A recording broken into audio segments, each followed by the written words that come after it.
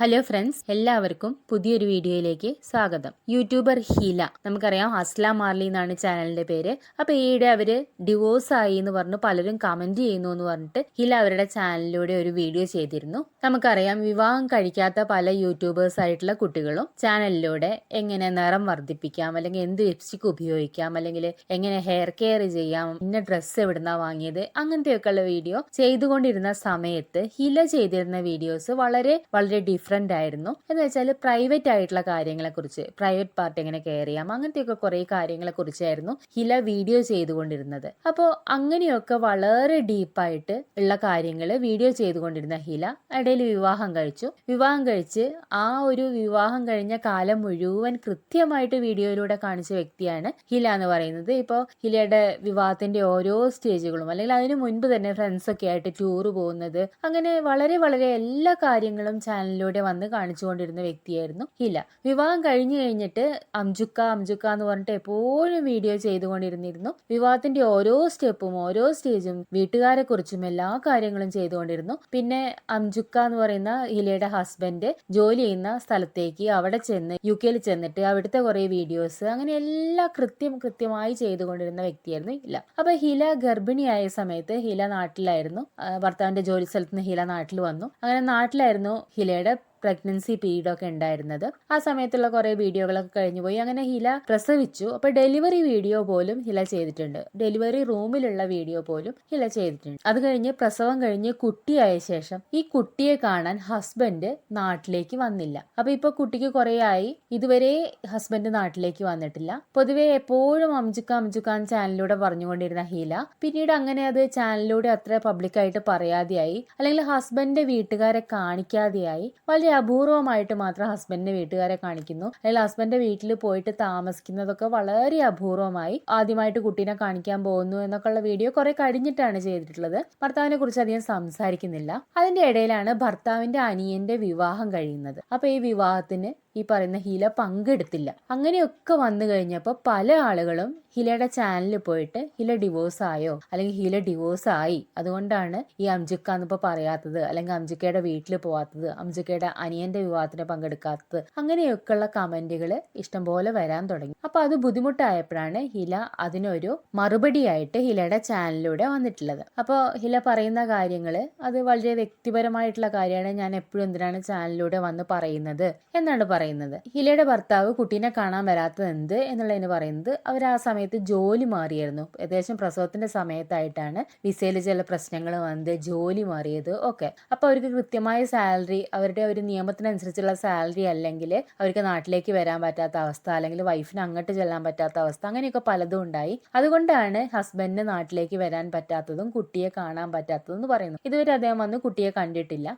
അതാണ് കാരണമായിട്ട് പറയുന്നത്. എല്ലാവരും കമന്റില് എന്തുകൊണ്ട് അനിയന്റെ വിവാഹത്തിന് പങ്കെടുത്തില്ല, സ്വന്തം ഭർത്താവിന്റെ അനിയന്റെ വിവാഹത്തിന് എന്താണ് പങ്കെടുക്കാത്തതെന്ന് ചോദിക്കുമ്പോൾ ഇല്ല, അതിന്റെ കാരണമായിട്ട് പറയുന്നത്, എന്റെ ഭർത്താവ് ഇല്ലാതെ എനിക്ക് ഒരു സന്തോഷത്തിലും പങ്കെടുക്കാനോ ഒരു ഫംഗ്ഷനും പങ്കെടുക്കാനോ സാധിക്കുന്നില്ല, അതുകൊണ്ടാണ് ഞാൻ അനിയന്റെ വിവാഹത്തിന് പങ്കെടുക്കാതിരുന്നത് എന്നാണ് പറയുന്നത്. ഇതെന്താന്ന് വെച്ചാൽ നമുക്ക് പരിചയമുള്ള ഒരാള്, ഇപ്പൊ യൂട്യൂബിൽ ഒന്നുമുള്ള വ്യക്തി ആവണമെന്നില്ല, നമ്മൾ അടുത്ത വീട്ടിലുള്ള ഒരു കുട്ടി, ആ കുട്ടി വിവാഹം കഴിഞ്ഞു, പിന്നീട് ഹസ്ബൻഡിനെ നമ്മൾ കാണുന്നില്ല, ആ കുട്ടിയുടെ വീട്ടിൽ നിൽക്കുന്നു, പ്രസവിക്കുന്നു, എന്നിട്ടും ഹസ്ബൻഡിനെ നമ്മൾ അവിടെ കാണുന്നില്ല, ഹസ്ബൻഡ് ഒരിക്കലും വരുന്നില്ല, ഈ കുട്ടി ഭർത്താവിന്റെ വീട്ടിലേക്ക് പോകുന്നില്ല, അല്ലെങ്കിൽ ഏറ്റവും പ്രധാനപ്പെട്ട ചടങ്ങ് വരുന്ന സമയത്ത്, ഭർത്താവിന്റെ വീട്ടിൽ ഒരു പ്രധാനപ്പെട്ട ചടങ്ങ് വരുന്ന സമയത്ത് അവിടെ പോയി പങ്കെടുക്കുന്നില്ല. അപ്പൊ ഒക്കെ നമ്മൾ അടുത്ത വീട്ടിലുള്ള വ്യക്തി നമ്മളോട് ചിലപ്പോൾ സ്വാഭാവികമായിട്ടും ചോദിക്കുന്ന ചോദ്യം, അല്ലെങ്കിൽ നമ്മുടെ പാരന്റ്സിനോടെങ്കിലും സ്വാഭാവികമായിട്ടും ചോദിക്കുന്ന ഒരു ചോദ്യമാണ്, ആ കുട്ടി ഡിവോഴ്സ് ആയോ, അതുകൊണ്ടാണോ പോവാത്തത്? അതൊരു സാധാരണ ചോദ്യം മാത്രമാണ്. നമ്മൾ ഈ യൂട്യൂബിലൊക്കെ കാണുന്ന ആളുകളെ സ്ഥിരമായിട്ട് നമ്മൾ എല്ലാ ദിവസവും അവരുടെ എല്ലാ കാര്യങ്ങളും കാണുമ്പോൾ, അത്രയും വ്യക്തിപരമായിട്ടുള്ള പേഴ്സണൽ ആയിട്ടുള്ള കാര്യങ്ങൾ എല്ലാവരും യൂട്യൂബിൽ കൊണ്ടുവന്നിടുമ്പോൾ, അവരെയൊക്കെ ചില ആളുകൾക്ക് അവരുടെ സ്വന്തം വീട്ടിലുള്ള ഒരു വ്യക്തിയെ പോലെ, അല്ലെങ്കിൽ അയൽവക്കത്തെ വീട്ടിലുള്ള ഒരു കുട്ടിയെ പോലെ ഒക്കെ ആയിരിക്കും തോന്നുന്നുണ്ടായിരിക്കുക. അതുകൊണ്ടാണ് ആളുകൾ അതിന്റെ അടിയിൽ വന്നിട്ട് ഹില ഡിവോഴ്സ് ആയോ എന്നുള്ള ചോദ്യം ചോദിക്കുന്നത്. പിന്നെ സ്വാഭാവികമായിട്ടും നമ്മൾ സംശയിക്കും, അത്രയും എപ്പോഴും അംജുക്ക എന്ന് പറഞ്ഞുകൊണ്ടിരുന്നൊരു പെൺകുട്ടി, പിന്നെ ഏറ്റവും ഇമ്പോർട്ടന്റ് ആയിട്ടുള്ള പ്രസവ സമയത്ത് ഭർത്താവ് വരുന്നില്ല, അല്ലെങ്കിൽ അതിനുശേഷം ഭർത്താവ് കുട്ടിയെ കാണാൻ വരുന്നില്ല.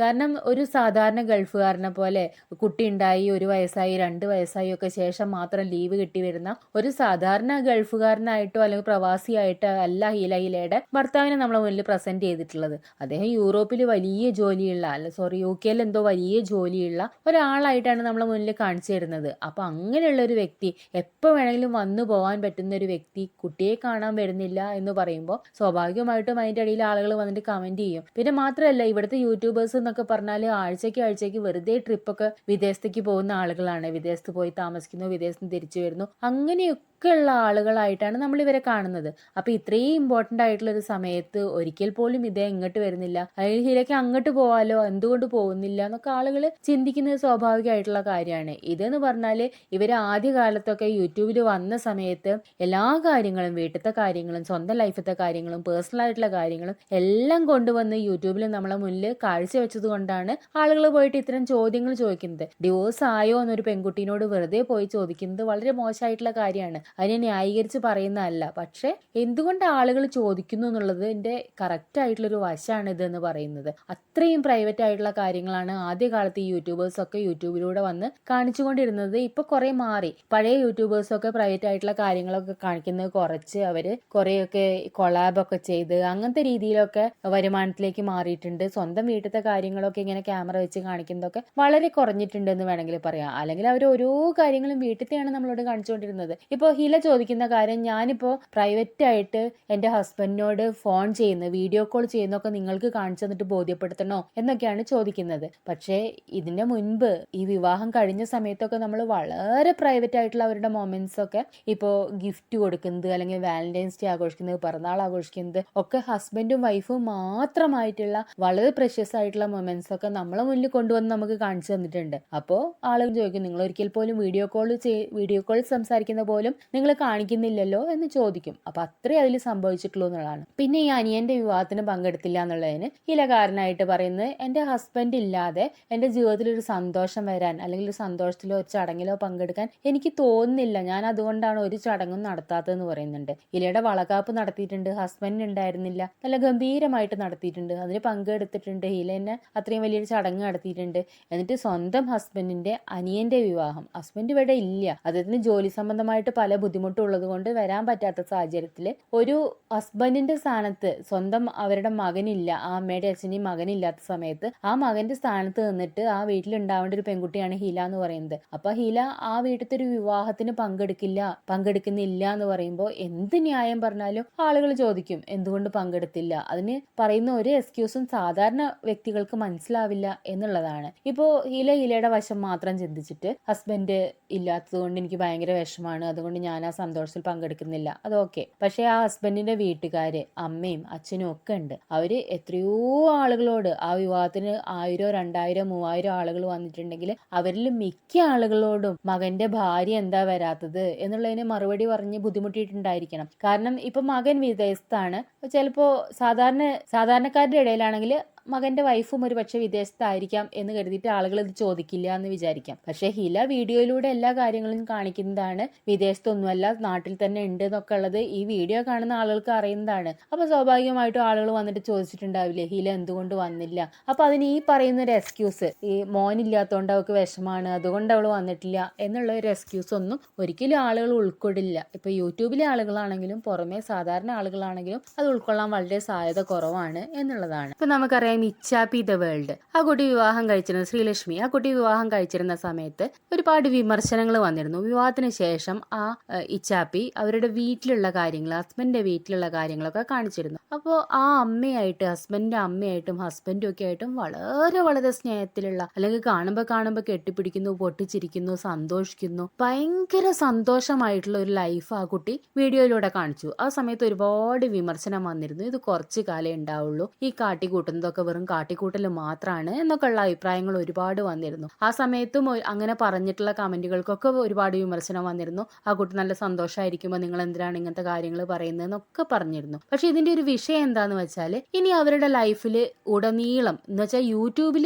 അവർ കാണിക്കുന്ന ലൈഫിൽ ഉടനീളം അവർ ഈ സന്തോഷം നിലനിർത്തിക്കൊണ്ട് പോകണം. അല്ലെങ്കിൽ ഈ അമ്മയായിട്ടുള്ള അറ്റാച്ച്മെന്റ്, അല്ലെങ്കിൽ ഹസ്ബൻഡുമായിട്ടുള്ള അറ്റാച്ച്മെന്റ്, ആ വീടുമായിട്ടുള്ള അറ്റാച്ച്മെന്റ്, ഇതൊക്കെ കാണിച്ചുകൊണ്ട് പോയാലേ മുന്നോട്ട് പോകാൻ പറ്റുള്ളൂ. അല്ലെങ്കിൽ അതിൽ എന്തെങ്കിലും ഒരു മാറ്റം വന്നാൽ ആളുകൾ പോയിട്ട് കമന്റ് ചെയ്യും, പണ്ട് ഇങ്ങനെയായിരുന്നില്ലല്ലോ, ഇപ്പൊ എന്ത് പറ്റി, അല്ലെങ്കിൽ ഇപ്പോൾ ഡിവോഴ്സ് ആയോ, അല്ലെങ്കിൽ അമ്മയായിട്ട് തെറ്റിയോ, ഇങ്ങനത്തെ കാര്യങ്ങളൊക്കെ ചോദിക്കും എന്നുള്ളതാണ്. അപ്പൊ നമ്മള് എപ്പോഴും ഈ യൂട്യൂബിൽ വന്നിട്ട് ഇത്തരം കാര്യങ്ങൾ കാണിച്ചിട്ടുണ്ട് വെച്ചാൽ അതിന്റെ ഒരു ഫലം അനുഭവിച്ചേ തീരൂ എന്നുള്ളത് തന്നെയാണ് പറയാനുള്ളത്. ഇപ്പൊ നമ്മള് ഈ യൂട്യൂബിൽ ഇതൊക്കെ കാണിക്കുന്നു, ഇപ്പൊ ഇച്ചാപ്പിയുടെ ഇതാണെങ്കിലും അല്ലെങ്കിൽ ഹിലയുടെ കാര്യമാണെങ്കിലും യൂട്യൂബിൽ വന്നിട്ട് വളരെ സന്തോഷകരമായിട്ടുള്ള കാര്യങ്ങളൊക്കെ യൂട്യൂബിൽ കാണിക്കുന്നു. അന്ന് അവർക്ക് ഒരുപാട് പോസിറ്റീവ് കമന്റ് കിട്ടുന്നുണ്ട് എന്ന് വിചാരിക്കാം. ഇപ്പൊ എല്ലാവരും പറയാണ് എന്തൊരു സന്തോഷമാണ്, എനിക്കും ഇങ്ങനത്തെ ഒരു കുടുംബം കിട്ടിയില്ലല്ലോ, അങ്ങനത്തെ ഒരുപാട് കമന്റുകൾ നമ്മൾ കാണാറുണ്ട്. ഈ ചെറിയ പ്രായത്തിലുള്ള കുട്ടികളൊക്കെ ഭയങ്കര ഇതാണ് ലൈഫ് എന്ന് വിചാരിച്ചിട്ട് ചെയ്യുന്ന ഒരുപാട് കമന്റുകൾ നമ്മൾ കാണാറുണ്ട്.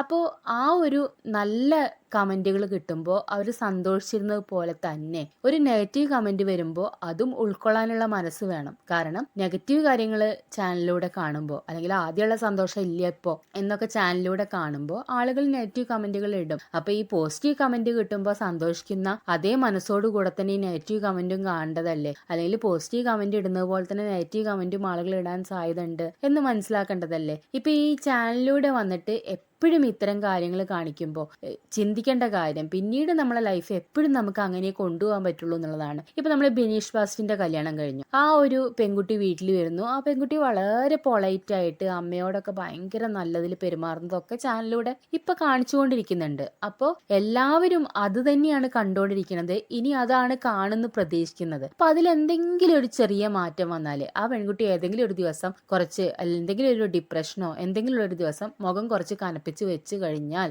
അതിന്റെ ഇടയിൽ വന്നിട്ട് ആളുകൾ നെഗറ്റീവ് ഇടും. അതൊരു സ്വാഭാവിക പ്രക്രിയ മാത്രമാണ് എന്നുള്ളതാണ്. ആളുകൾ അത് പറയും, കാരണം ആളുകൾ കണ്ടിട്ടുള്ളത് ഭയങ്കര സന്തോഷമായിട്ടുള്ള ഒരു ലൈഫാണ്. ആ പെൺകുട്ടി ഭയങ്കര വിനയത്തോടു കൂടെ അമ്മയോട് പെരുമാറുന്നു, ബിനീഷിനോട് പെരുമാറുന്നു, സന്തോഷിക്കുന്നു, കുക്ക് ചെയ്യുന്നു, വീട്ടിലത്തെ കാര്യങ്ങൾ നോക്കുന്നു. അപ്പൊ കുറെ പുകഴ്ത്തി പറയും ആളുകൾ. സത്യത്തിൽ ആളുകൾ ഈ ആദ്യത്തെ ഇതിൽ പുകഴ്ത്തി പറയുന്നത് ട്രാപ്പാണ്. പിന്നെ ഇവർക്ക് അതൊന്ന് മാറി വരാൻ വളരെ ബുദ്ധിമുട്ടാണ്. അവർക്ക് വേറെ ഒന്നും കാണിക്കാൻ പറ്റില്ല, അല്ലെങ്കിൽ ആ വീട്ടിലത്തെ നെഗറ്റീവ് കാര്യങ്ങളൊന്നും കാണിക്കാൻ പറ്റില്ല. അപ്പോഴേക്കും ആളുകൾ വന്നിട്ട് കമന്റ് ചെയ്യും, പണ്ട് ഇങ്ങനെയായിരുന്നില്ലല്ലോ, ഇപ്പൊ എന്ത് പറ്റി, അല്ലെങ്കിൽ സ്വഭാവം മാറി, അല്ലെങ്കിൽ കാശ് വന്നപ്പോൾ അങ്ങനെയായി, അങ്ങനെയുള്ള ഒരുപാട് നെഗറ്റീവ് വരാൻ സാധ്യത ഉണ്ട് എന്നുള്ളതാണ്. അപ്പൊ ഈ സോഷ്യൽ മീഡിയയിൽ വന്നിട്ട് എപ്പോഴും ലൈഫിലെ എല്ലാ കാര്യങ്ങളും കാണിച്ചുകൊണ്ടിരുന്ന ആളുകൾ പിന്നെ വന്നിട്ട് ഇത്തരം വിഷയങ്ങൾ വരുമ്പോൾ കരഞ്ഞിട്ട് യാതൊരു കാര്യമില്ല. ഇപ്പൊ ഹിലയുടെ കാര്യമാണെങ്കിൽ ഹില ഈ കമന്റുകൾക്കൊക്കെ മറുപടി കൊടുത്തിട്ടുള്ളത് അത്രയൊരു പോസിറ്റീവ് മറുപടികളല്ല, കുറച്ചൊരു നെഗറ്റീവ് ഷെയ്ഡുള്ള മറുപടികളാണ്. എന്ന് വെച്ചാൽ ഒരു തർക്കുത്തരം എന്ന് പറയില്ലേ, ആ രീതിയിലുള്ള മറുപടികളാണ് കൂടുതലും ഹില കൊടുത്തിട്ടുള്ളത്. ഹില എന്ന് പറഞ്ഞാൽ ഇപ്പൊ പ്രസവിച്ചിരിക്കുന്ന ടൈമാണ്,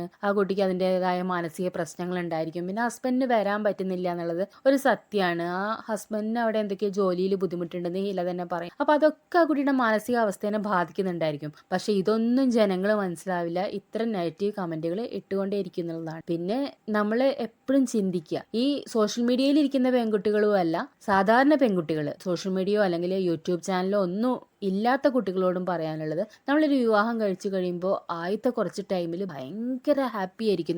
നമ്മൾ വിചാരിക്കുന്ന ലൈഫ് ഇങ്ങനെ തന്നെയാണ്, ഭയങ്കര ഹാപ്പി ആയിട്ടാണ് പോണത്. അപ്പൊ നമ്മൾ ആ ഭയങ്കര ഹാപ്പി ആയിട്ടിരിക്കുന്ന സമയത്ത് നമ്മൾ ഭയങ്കര സന്തോഷത്തോടു കൂടെ എല്ലാവരോടും എനിക്ക് നല്ല ലൈഫാണ്, എന്തൊരു സ്നേഹമാണ് ഏട്ടൻ്റെ വീട്ടിൽ, എന്തൊരു നല്ല അമ്മയാണ് എന്നൊക്കെ പറഞ്ഞു കളയും.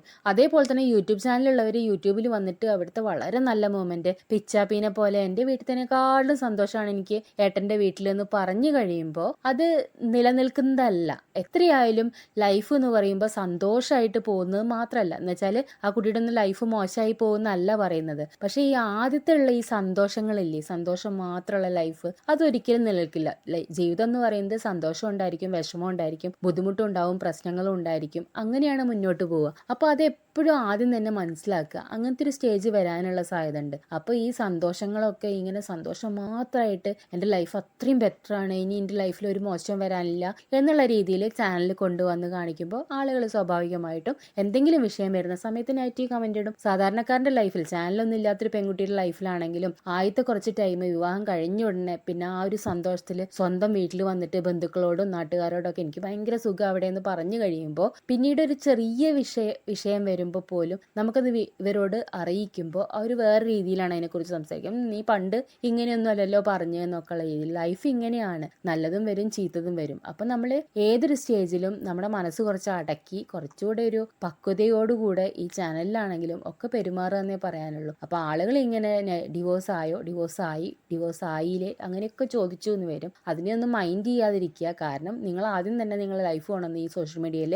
തുറന്നു വെച്ച് കഴിഞ്ഞു. ഇനിയിപ്പോൾ ആളുകൾ പറയുന്നതൊക്കെ കേൾക്കാന്നേ പറയാനുള്ളൂ. ഈ ആളുകളെയൊന്നും നമുക്ക് തിരുത്താൻ പറ്റില്ല. നിങ്ങളിങ്ങനെ കമന്റ് ഇടരുത് ഒന്ന് തിരുത്താം. ഇപ്പൊ അസ്ല അങ്ങനെ ഒരു വീഡിയോ ചെയ്തു, ഇങ്ങനെയല്ല പിന്നെ ഇങ്ങനെ തന്നെ കാരണം കൊണ്ടാണ് എനിക്ക് ഇതൊക്കെ പറ്റിയെന്ന് വീഡിയോ ചെയ്തു. അപ്പൊ കുറെ പേര് ആശ്വസിപ്പിച്ചിട്ടൊക്കെ അയ്യോ അങ്ങനെയാണോ, സാരല്ലേ മോളെ ഒക്കെ ശരിയാവും എന്നൊക്കെ പറഞ്ഞ് ചിലപ്പോൾ കമന്റ് ചെയ്യും. പക്ഷെ പിന്നീട് അസ്ല ഹസ്ബൻഡിനെ കാണിക്കാതെ വീഡിയോ ഇടുമ്പോൾ പിന്നെ ആളുകൾ അതിന്റെ അടിയിൽ വന്നിട്ട് നെഗറ്റീവ് കമന്റ് ഇട്ടു എന്ന് വരും. അപ്പൊ ഇതൊക്കെ ഒരു ഭാഗമാണ്, സോഷ്യൽ മീഡിയയുടെ ഭാഗമാണ്, യൂട്യൂബിന്റെ ഭാഗമാണ്, അത്രയേ ഉള്ളൂ. അപ്പൊ എല്ലാവർക്കും